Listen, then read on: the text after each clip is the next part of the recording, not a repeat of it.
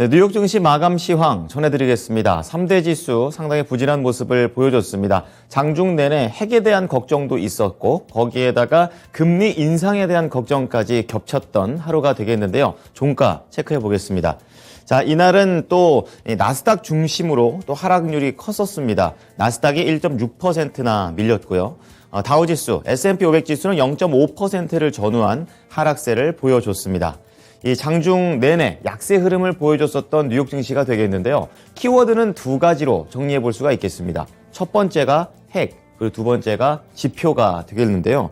우선은 러시아 쪽과 관련된 내용 다시 한번 전달을 해드립니다. 지금까지 나온 현황을 좀 보게 되면요. 현지 시간으로 4일 새벽입니다. 러시아 쪽에서 우크라이나의 이 원전 단지를 공격을 했는데요. 단지 바깥쪽에 있는 5층짜리 교육 훈련 빌딩이 피격을 당했습니다.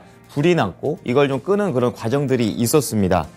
그래서 원전 단지를 공격받았기 때문에 이런 피해가 커진 것 아니냐라는 걱정이 컸었는데요.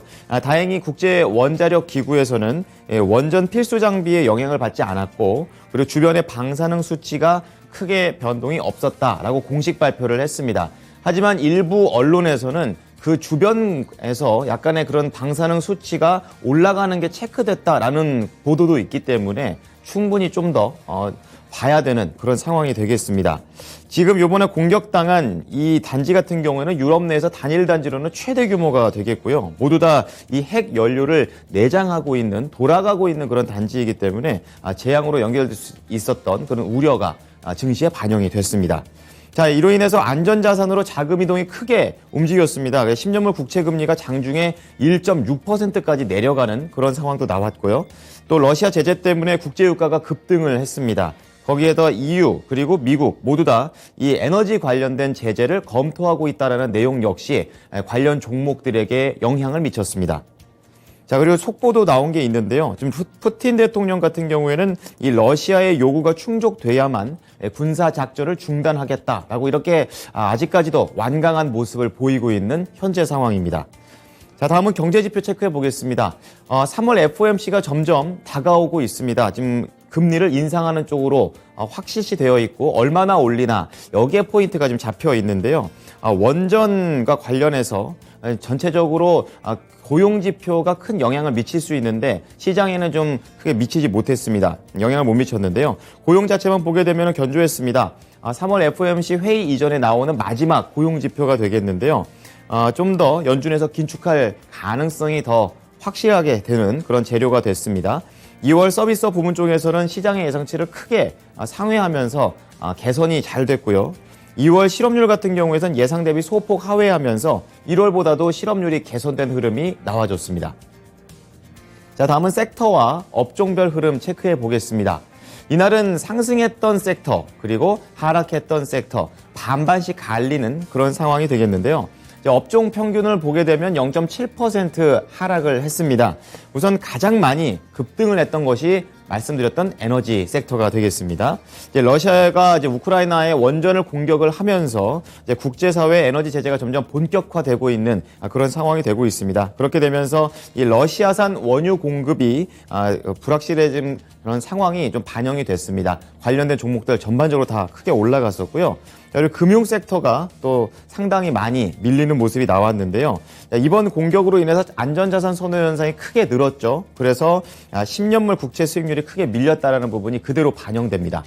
종목별로 보셔도 좀 더 자세한 내용을 보실 수가 있겠는데요. 이렇게 위쪽에 성장주들이 부진했고 그리고 안전자산 선호 현상이 부각됐습니다. 거기에다가 유가까지 전반적으로 상승하는 그런 상황이 연출이 됐는데요. 우선 IT 체크해 보겠습니다. 대부분 다 밀렸습니다. 마이크로소프트, 애플, 구글, 그리고 아마존, 그리고 메타 플랫폼스. 적게는 1% 중반 이상, 많게는 2% 이상의 하락률을 보여줬었는데요. 고용지표가 개선되면서 금리 인상에 대한 가능성, 그러니까 25bp가 아니라 50bp가 올라갈 수 있다라는 그런 부담감이 반영이 됐습니다. 그리고 대형 기술주 내에서는 이 러시아와 관련해서 보이콧 내용들이 많이 나왔는데요. 대표적으로 마이크로소프트는 이제 모든 신규 판매와 서비스를 러시아에서는 중단한다라는 그런 내용이 나왔고요. 오른쪽으로 살짝 와보시면 구글의 모회사 알파벳 역시 러시아 내에 있는 주요 광고들을 전부 다 빼겠다라고 밝혔습니다. 이렇게 기술주와 성장주들이 다 약한 가운데 테슬라는 0.1% 정도로 선방하는 흐름이 나온 것이 특징이 되겠는데요. 이 독일의 현지 공장과 관련해서 호재가 나왔습니다. 잠시 후 미국 연결해서 조금 더 자세하게 알아보도록 하겠습니다. 자, 그리고 반도체 체크해 보겠습니다. 한 주 동안 오르락 내리락 급등락을 반복했었고 전체적으로 보게 되면 한 5% 정도 큰 폭의 하락세를 보였습니다. 그래서 이제 관련된 종목들이 전반적으로 하락을 하는 그런 모습이었습니다. 아쉬운 점은 특히 비메모리 관련된 종목보다는 메모리 관련된 종목, 그러니까 SK 하이닉스나 이런 쪽에 영향을 미칠 수 있는 마이크론 테크놀로지가 다시 한번 8%대의 급락이 나왔습니다. 국내에서도 어떻게 될지 봐야 될 것 같고요. 그리고 다른 종목들이 전부 다 밀리는 가운데 브로드컴만 3%대의 강세를 보여줬습니다. 자, 아무래도 실적이 잘 나왔는데요. 잠시 후 특징주 때 자세하게 짚어보겠습니다. 자, 밑으로 보게 되면 금융주들 전반적으로 다 약했죠. 지금 은행, 증권, 그리고 결제까지 다 거의 2%에서 3%대의 강한 하락세가 나왔는데요. 10년물 국채금리 수익률이 떨어진 영향을 받고 있는 거고요. 그리고 장단기 금리차가 축소를 크게 하게 되면서 경기 둔화에 대한 우려까지 동시에 겹쳤습니다. 그래서 JP모건 체이스가 2.8%, 뱅크 오브 아메리카도 3% 이상 크게 밀렸고요. 이렇게 은행주가 중심적으로 크게 밀리니까 결제주까지 투자 심리가 약해지면서 비자카드, 마스터카드 3%대 하락을 했고요. 역시 이 두 회사 역시 러시아 쪽에서 사업을 빼겠다라고 얘기를 했습니다. 자, 마지막으로 우크라이나와 좀 더 직접적인 관련성이 있는 종목들의 흐름 최근에 계속 쫓아가고 있는데요. 좀 더 업데이트를 해드리자면요. 이 방산주들 강했습니다. 로키드 마틴 그리고 노스트롭 그루만 2%, 4% 강하게 상승을 했습니다. 국내 방산주하고도 연결을 해보셔야 될 듯하고요. 그리고 이 러시아산 원유가 막히게 되면 아무래도 수급에 대한 문제가 생기기 때문에 유가들이 강했습니다. 특히 대형 종목 중에서는 엑선모빌이 3.7%, 그리고 중소형 쪽에서는 옥시덴탈 페트롤륨이 17%나 급등을 했고요. 이제 마지막으로 그 밑에 있는 방어주들이 강했는데요. 듀크 에너지가 2.5%, 그리고 도미니온 에너지까지 2.4% 강세를 보여줬습니다. 자, 이어서 특징주 체크해 보겠습니다. 테슬라입니다. 지금 테슬라 쪽, 지금 브로드컴과 관련된 내용을 좀 체크해 보겠습니다.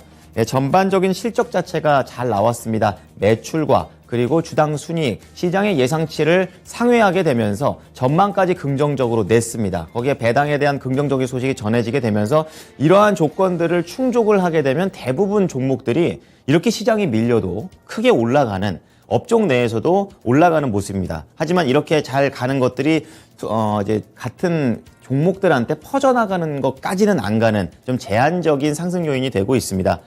변동성이 상당히 컸었던 하루였지만 3% 이상 오르면서 거의 $600 근처까지 회복한 브로드컴입니다. 자, 두 번째 종목 체크해 보겠습니다. 자, 이렇게 실적이 잘 나와도 시장에서 고평가를 받고 있는 종목들은 확실히 좀 움직이지 못했었는데요. 대표적인 코스트코 홀세일입니다. 국내에서도 잘 알려진 종목이고 1.4% 하락했습니다. 최근에 쭉 올라가다가 고점을 찍고 내려오는 그런 흐름을 보여줬었는데요. 매출과 주당 순이익은 모두 시장의 예상치를 상회했습니다. 밸류가 높았던 것이 부담 요인이 되고 있고 연간 배당금이 3.16달러인데 이 업계 평균적으로 주는 배당보다도 적게 주기 때문에 이러한 것도 악재 요인이 됐습니다. 525달러에 코스트코는 종가를 형성했습니다. 자, 이어서 유럽 증시 체크해 보겠습니다. 유럽이 가장 크게 타격을 받았습니다. 원전 공격에 대한 이런 부담감이 바로 옆나라이기 때문에 더 크게 움직였던 건데요. 독일 닥스 지수, 그리고 프랑스 깍크 지수 4%, 프랑스는 거의 5%, 지수가 5%가 하락을 한 겁니다. 그리고 영국의 푸츠백 지수는 3.4% 하락을 했습니다. 다행히 지금 원전과 관련해서 훼손은 됐지만 원전이 뭐 새어나왔다든지 방사능이 누출되지 않았다는 것에서 추가적인 하락은 나오지 않았습니다. 상품 시장 체크해 보겠습니다. 그야말로 출렁거렸던 그런 상품 시장이 되겠습니다. 유가가 7%나 급등했습니다.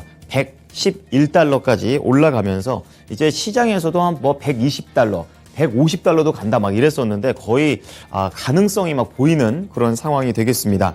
한 주 동안 무려 26%나 급등을 했고요. 그리고 원자재 시장에는 전체적으로 다 올랐습니다. 지금 구리 가격도 그것에 상응하면서 3.8% 올랐습니다. 이거 자체로도 많이 올라간 건데 지금 비철금속 시장에서는 뭐 팔라디움은 9%나 올랐고요. 니켈은 11%나 급등을 했다라는 부분 참고해 보셔야겠습니다. 자, 국내에도 관련된 종목들이 있죠. 자, 그리고 안전자산들은 다 올라가는 그런 내용이 나왔는데요. 지금 금값은 1.6% 올라가면서 거의 이제 2,000달러 근처까지 가고 있고요. 그리고 10년물 국채금리 수익률은 장중에 1.6%까지 떨어졌지만 1.7%까지 약간은 회복하면서 그래도 11bp나 큰 폭으로 하락했습니다. 자, 이어서 미국 시장 연결해서 조금 더 알아보도록 하겠습니다. SH인베스트먼트 김선영 연구원입니다. 연구원님, 안녕하십니까? 예, 안녕하십니까? 네. 자, 뉴욕 증시가 큰 폭으로 밀렸습니다. 자, 세부적인 내용들 점검해 주시죠. 예, 개선된 고용지표에도 불구하고 원유 가격을 비롯한 상품 가격 전반이 급등한 데다 우크라이나 관련 핵 위기 우려가 높아지면서 지난 금요일 뉴욕 증시는 3대 지수가 모두 0.5에서 1.6%대의 약세를 보였습니다. 먼저 2월 미국의 고용지표는 예상보다 개선됐는데요. 노동부에 따르면 2월 중 비농업 부분 고용은 67만 8천 명이 늘어나 예상치였던 44만 명을 크게 웃돌았고 2월의 실업률은 3.8%로 나타나면서 예상치였던 3.9%와 1월에 4%를 밑돌며 미국의 고용시장이 여전히 견조함을 확인시켰다는 분석입니다. 반면 러시아군이 유럽 최대 규모 우크라이나의 자포리자 원전을 장악했다는 소식에 핵 위험 우려가 고조되면서 투자 심리가 악화된 데다 WTI 가격이 7% 폭등해 배럴당 115달러를 돌파하며 2008년 이후 최고치를 기록하고 다른 상품 가격들도 일제히 급등하면서 인플레이션 우려가 높아진 데다 더불어 경기 위축이 동반되는 스태그플레이션 우려가 함께 높아진 것이 투자 심리를 크게 짓눌렀던 하루였습니다. 수십 년 만에 최고로 오른 각국의 소비자 물가가 더욱 상승하고 이에 따라 세계 경제 성장에도 악영향을 줄 것이라는 예상이 힘이 실리고 있습니다. 뱅크 오브 아메리카는 최근 보고서를 통해 우크라이나 전쟁으로 스태그플레이션 리스크가 높아졌다면서 이코노미스트들을 상대로 한 설문조사 결과 스태그플레이션이 12개월 이내에 닥칠 것이라는 응답자는 30%로 나타나 지난달에 22%보다 높아졌다고 보고하고 있으며 신용평가사 피치는 인플레이션이 올해 내내 고공행진하고 세계 경제에 압력을 가하면서 경기 침체 리스크를 높일 수 있다면서 러시아 우크라이나 위기와 관련된 세계 에너지 가격 쇼크로 리스크가 심해질 것이라면서 미국 연방준비제도가 금리를 빨리 올리는 수밖에 없을 것이라고 예측을 하고 있습니다. 한편 지난주 S&P와 골드만삭스 상품지수는 19.9%가 폭등해 관련 통계를 집계하기 시작한 이후부터 주간 단위 상승폭으로는 사상 최대를 기록했는데요. 먼저 WTI가 일주일간 26.3%가 폭등해 83년 4월 이후 39년 내 최대 상승폭을 기록한 것을 비롯해 금 가격은 4.17%, 밀 가격은 2008년 이후 최고, 옥수수 가격과 콩 가격 역시 2012년 9월 이후 각각 최고치를 기록했는데요. 여기에 식용유 가격 역시 급등할 것으로 전망이 되고 있습니다.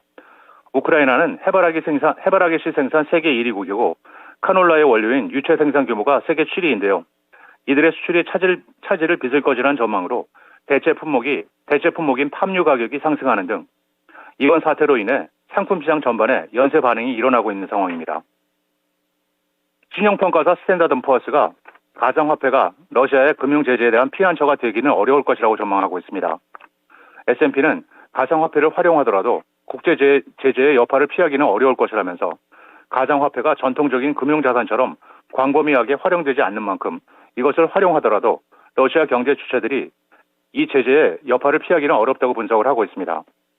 한편 가상화폐 데이터 회사인 카이토에 따르면 최근 러시아 루블러와 우크라이나의 흐리브네화로 거래된 비트코인 거래량은 수개월 만에 최고 수준으로 치솟았지만 미국과 유럽연합은 러시아의 국제은행 간 통신협회인 스위프트 퇴출에 이어 비트코인 등 암호화폐도 제재 대상에 포함한다고 밝힌 이후 지난 금요일 이후 가상화폐의 가격은 일제히 약세로 반전된 바 있습니다.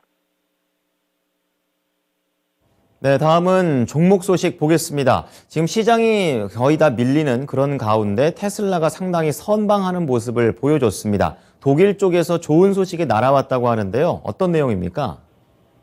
예, 그렇습니다. 전기차 업체 테슬라의 유럽 생산 기지인 독일 기가팩토리가 착공 2년여 만에 독일 당국의 조건부 승인을 받아 곧 생산에 돌입한다는 소식에 시장 약세에도 불구하고 주가는 0.1% 소폭 하락해 838달러 29센트의 거래를 마쳤습니다. 독일 당국은 물 사용량과 대기 오염 기준을 충족해야 한다는 조건 아래 테슬라 공장에 대한 생산 인가를 내주었는데요. 테슬라는 2주 안에 관련 서류를 제출하고 환경 검사를 최종 통과하는 대로 생산에 들어갈 예정입니다. 한편 일본의 최대 배터리 제조사인 파나소닉이 미국의 새로운 전기차용 배터리 공장을 짓고 테슬라에 공급할 계획이라고 NHK가 전하고 있습니다. 파나소닉은 수조 원을 들여 공장을 짓고 미국 전기차 업체 테슬라에 배터리를 공급할 계획인 가운데 파나소닉은 테슬라의 최대 배터리 공급처로 지난 2009년부터 테슬라에게 전기차용 배터리를 공급하고 있는데요. 회사 측은 주행거리를 대폭 늘린 대용량 신형 리튬 배터리 생산을 확대하기 위해 미국의 공장 용지를 확보할 방침이라고 설명하고 있습니다. 마지막으로 내일은 연방준비제도의 1월 소비자 신용 액수가 발표되며 개장 전 스퀘어 스페이스, 시에나, 고헬스, 로보그룹, 에비데 익스체인지가 지난 4분기 실적을 발표하게 됩니다. 네, 지금까지 SH인베스트먼트 김선영 연구원이었습니다. 연구원님, 잘 들었습니다. 예, 감사합니다.